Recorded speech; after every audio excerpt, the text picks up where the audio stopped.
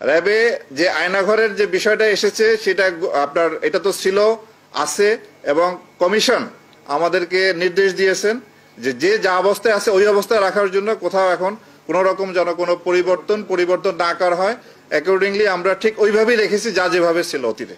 র্যাবের বিরুদ্ধে বেশ কিছু অভিযোগ আছে, গুম, খুন, তারপরে আপনার অপহরণ, এই ধরনের বেশ কিছু অভিযোগ আমাদের প্রতি আছে। তো আমি আপনাদের মাধ্যমে দেশবাসীকে জানাতে চাই যে র্যাব সৃষ্টির পর আজ পর্যন্ত যে সমস্ত জনগণের যারা র্যাব দ্বারা নির্যাতিত বা অত্যাচারিত হয়েছেন তাদের কাছে এবং যারা হত্যাকাণ্ডের শিকার হয়েছেন, যেমন নারায়ণগঞ্জের 7 খুন সহ যারা র্যাব কর্তৃক হত্যাকাণ্ডের শিকার হয়েছেন তাদের পরিবারের কাছে আমরা দুঃখ প্রকাশ করি এবং ক্ষমা প্রার্থনা করি এবং পাশাপাশি এই সমস্ত ঘটনার সুষ্ঠু তদন্তের মাধ্যমে এর বিচার যাতে হয় সেটা আমরা প্রত্যাশা করি। অন্তর্বর্তীকালীন সরকার গুম খুন কমিশন করেছেন, আন্তর্জাতিক অপরাধ ট্রাইব্যুনাল এই ধরনের অপরাধ কগনিজেন্সে নিয়ে এর বিচার কার্য পরিচালনা করছেন। তা আমরা আশা করব সুষ্ঠু নিরপেক্ষ তদন্তের মাধ্যমে আমাদের বিরুদ্ধে যে অভিযোগ আছে তার সুষ্ঠু তদন্ত হবে এবং এর বিচার হবে এবং এইভাবেই আমাদের দায়মুক্তি সম্ভব। অন্য কোনোভাবেই আমরা এই দায় থেকে মুক্ত হতে পারবো না। কেবলমাত্র সুষ্ঠু তদন্ত এবং বিচারের মাধ্যমেই আমরা দায়মুক্ত হতে চাই। আর র্যাব বিলুপ্তির বিষয়ে আমি র্যাবে কর্মরত আছি। আমরা যতদিন দায়িত্বে পালন করব র্যাবের আমাদের যে দায়িত্ব সেই দায়িত্ব আমরা নিষ্ঠার সঙ্গে আন্তরিকতার সঙ্গে পালন করব এবং এই ব্যাপারে সরকার যে সিদ্ধান্ত গ্রহণ করবে সেটাই শিরোধার্য। সরকারের সিদ্ধান্তের অপেক্ষা আমরা থাকব।